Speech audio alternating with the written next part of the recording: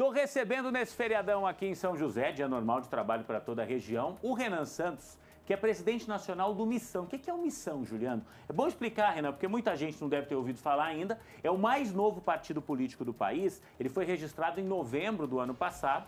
O Renan é o presidente nacional do partido e ele se coloca como pré-candidato à presidência da República, tá? O Renan é integrante lá desde os primórdios do MBL.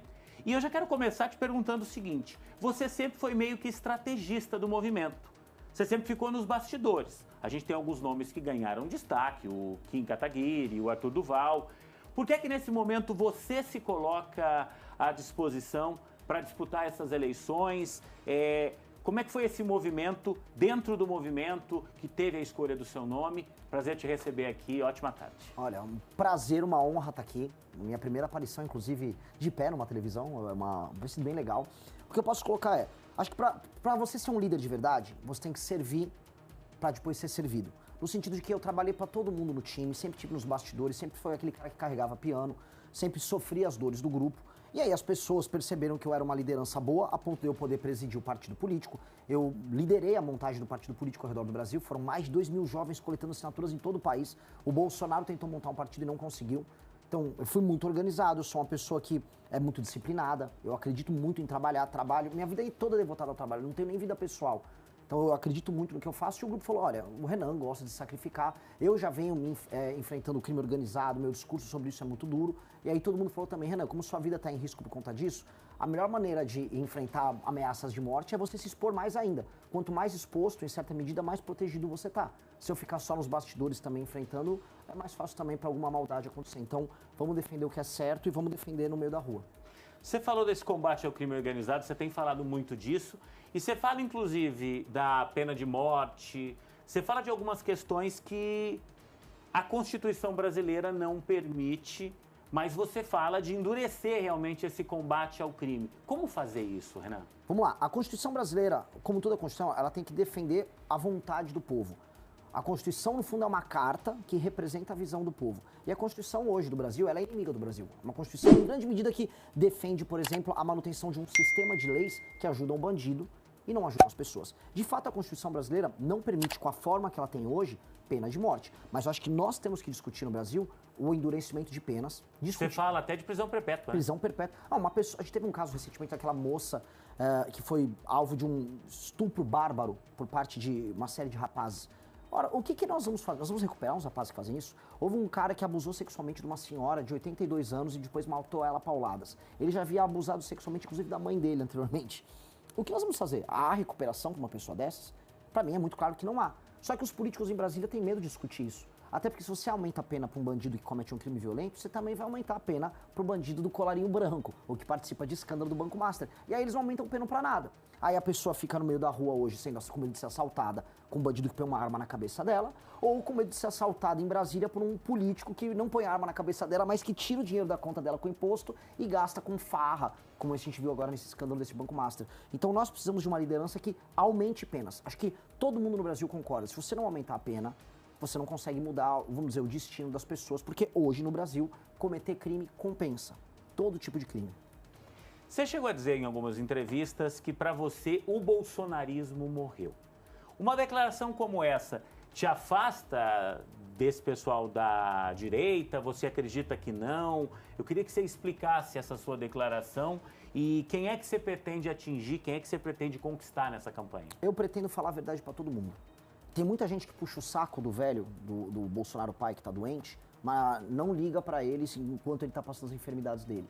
Eu fui adversário político dele quando ele cometeu os erros dele. Quando o Bolsonaro acabou com a Lava Jato, ou tentou salvar o filho dele, o Flávio, que tá envolvido no escândalo da rachadinha, eu fui contra. Um monte de gente ficou puxando o saco, os famosos babões de político. Eu não sou babão de político. Então se o Bolsonaro errar, eu vou falar. Se o Lula errar, eu vou falar. Essa é a minha função como homem público. Eu posso fingir. Se as pessoas quiserem que eu finja que eu gosto do Bolsonaro, eu não vou conseguir ser esse cara. Porque tem um monte de gente que se elege só fingindo. Então, lá tem até, por exemplo, na Alesp, a Assembleia Legislativa de São Paulo, tem uma moça que é uma deputada que chama Fabiana Bolsonaro. Ela não é parente do Bolsonaro, mas ela bota sobrenome Bolsonaro só pra levar os votos. Pô, eu não tenho coragem de fazer isso. Eu acho falta de respeito. Então eu prefiro apontar os erros e eventualmente perder o voto, mas a pessoa saber toda vez que eu vou estar falando a verdade. E eu vou perder voto, eu prefiro ser o tipo de pessoa que não constrói uma carreira política baseada na mentira. Quando você constrói um castelo em cima de um chão de areia, o que acontece? O castelo desaba. É igual construir uma carreira política baseada na mentira. Então eu vou criticar o Bolsonaro, eu vou criticar o Lula todas as vezes que for necessário. O MBL, ele se criou, ele se solidificou e agora o Missão junto aos jovens. Então você tem um público muito forte aí até uns 30, 35 anos. Você acredita que essa próxima campanha, ela vai focar muito no digital? Ela vai ter o aspecto digital, as redes sociais, isso vai ter um papel fundamental, mais do que teve na última campanha? Com certeza, e cada vez mais ao longo dos próximos anos.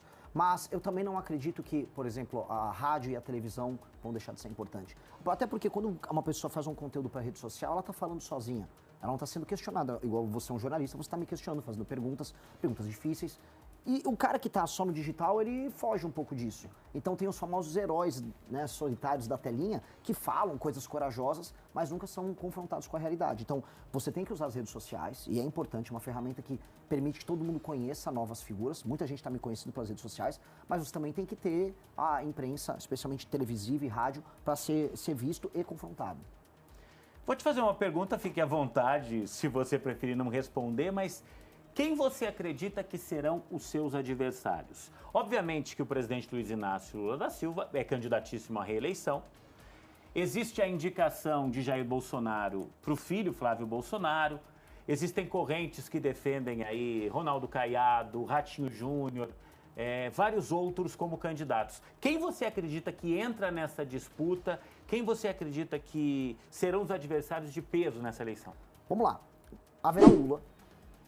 E se o Lula começar a cair muito nas pesquisas, vocês vão ver o Taxade, o senhor Haddad, já taxando todo mundo e preparando a campanha dele. Tanto que ele já se licenciou dizendo que será candidato ao governo. Mas, na verdade, ele está no banco de reservas, aguardando acontecer alguma coisa com o Lula. Flávio Bolsonaro é outro candidato, é o candidato da família Bolsonaro. Ele não tem nenhuma proposta, ele só fica falando, salva meu pai. Se perguntar para ele de segurança, educação, se perguntar para ele do Alexandre de Moraes, ele vai fingir qualquer outro assunto. Você tem o PSD do Kassab, que tem o Ratinho, o Caiado e o Eduardo Leite. O Ratinho será candidato até julho deles, os outros não serão candidatos a nada. Eu digo até julho, que em julho aí o Kassab ele vai fazer o que ele sempre faz, que é não ter nenhum candidato. Ele vai tirar a candidatura do Ratinho. O Kassab hoje é o grande líder do Centrão. Exato. E, por último, você tem o Zema, que é do Partido Novo, governador de Minas, e ele tá louco para ser vice do Flávio. E já ele se acerta, ele vai ser vice do Flávio Bolsonaro. Então concorrerá provavelmente Lula, eu, Flávio Bolsonaro. Você falou de Alexandre de Moraes agora, eu vi que uma das suas propostas prevê impeachment de ministros do Supremo Tribunal Federal, do STJ, do STF. Você entende que, com base nos últimos escândalos, em tudo que está acontecendo, é hora de tirar um pouco dos poderes do Poder Judiciário, se é que eu posso dizer assim? Você acha que esse poder precisa ser regulado? Acho porque eles... Não é que eu tô tirando o poder deles, eles que ganharam um poder que eles nunca deviam ter. Por exemplo, o ministro do Supremo, ele é o cara, é o juiz dos juízes. Ele tem que cuidar só da Constituição. Nos Estados Unidos, a Suprema Corte recebe 50 ações por ano, só sobre a Constituição americana. A brasileira, chuta quantas? Não tenho ideia. 8 mil. 8 mil? 8 mil. Nada tem a ver com Constituição. É basicamente ações de empresas. Essas empresas vão fazer lobby com os ministros. Sabe o que é permitido no Brasil? Um parente de um ministro montar um escritório de advocacia e advogar na Suprema Corte. Todo mundo acharia, as pessoas que estão assistindo aqui falam, não, isso é impossível, isso deveria ser proibido. Deveria, mas não é. Eu vou proibir isso. Outra coisa que tem que ser proibida. No Brasil tem uma coisa no STF que chama decisão monocrática. É uma palavra complicada. Decisão monocrática é o seguinte, um juiz vai lá e ele sozinho toma uma decisão. E aí, o que acontece? Esses juízes têm escritórios com familiares deles que fazem lobby lá, aí eles ficam tomando decisões e eu tenho que tomar cuidado, que eu posso ser preso do que eu vou falar, mas às vezes eles podem estar ganhando algum dinheiro com essa história. Talvez, não sei. Né? Então, isso tem que ser proibido. Outra coisa é, os políticos, se forem fazer alguma coisa contra o ministro do Supremo, no sentido de investigar, porque tem que investigar, nenhum poder é supremo. Todos os poderes podem ser passíveis de investigação. O presidente pode tomar impeachment, um deputado pode ser cassado, e o ministro do STF pode tomar um impeachment ou ser convocado para uma CPI pelo Senado. Os senadores têm medo, não só porque a maior parte dos senadores são corruptos, é porque quem julga eles também é o próprio STF. Então o que eu vou fazer? Eu vou montar uma corte especial em que os senadores não vão ficar sendo julgados pelo STF. Eles vão ser julgados na prática por juízes, por desembargadores dos estados que vão ser sorteados e vão permanecer nessa corte por 2 anos. Aí o STF não manda neles e eles podem investigar o STF. Com base nisso, a gente devolve o STF para a caixinha deles, para ficar só julgando coisa constitucional. E pronto, que é o que tem que ser. Tá certo. Renan, eu queria muito agradecer a sua presença no nosso Alô Você Vale e queria liberar para você agora a câmera 2, um minutinho aí para a gente fechar essa entrevista. Acho que muita gente pôde te conhecer agora e fique à vontade para se apresentar, para falar com o povo de mais de 40 cidades da nossa região que está nos vendo no Vale do Paraíba, na Serra e no Litoral Norte. Olha, primeiro eu gostaria de agradecer demais a todos vocês por terem nos assistido. A gente está trazendo um tipo de proposta completamente nova para o Brasil, tá?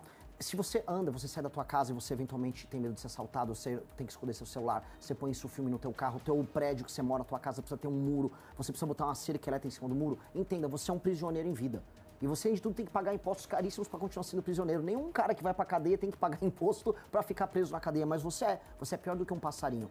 Há uma vida diferente, o mundo pode ser melhor, a tua vida pode ser muito melhor do que ela realmente é. O futuro pode ser glorioso para você e pelos seus filhos. Tome as decisões políticas que vão impactar a tua vida e não apenas porque você acha um sujeito simpático. Eu não sou simpático, eu não tô na política para fazer amigos, eu tô na política para fazer inimigos. Eu preciso enfrentar quem precisa ser enfrentado. Quem é muito simpático e que vai fazer você ficar feliz, em geral tá com a mão na tua carteira. Eu não quero a tua carteira, eu quero o teu sonho de um Brasil melhor. Me conhece, meu nome é Renan Santos, MBL em todas as redes sociais. Me acompanhe se você gostou. Renan, obrigado pela sua participação. Vamos fazer o seguinte, eu vou pro intervalo rapidinho e volto com aquele momento que você adora, as fofocas. Você gosta de fofoca? Pô, saber da vida dos artistas? O que eu fofoquei no negócio do caso do Banco Master, tem umas fofocas gigantescas aí. Você vai adorar. A gente vem com a Julinha já. Com a Alô Fofoca tem muito mais. Aqui na telinha da TH+, SBT, o intervalo é rapidinho. Opa, fala pessoal. Obrigado por assistir até aqui. Se curtiu o vídeo, se inscreve no canal para fortalecer e comenta aqui embaixo que eu quero saber a tua opinião. Até o próximo vídeo.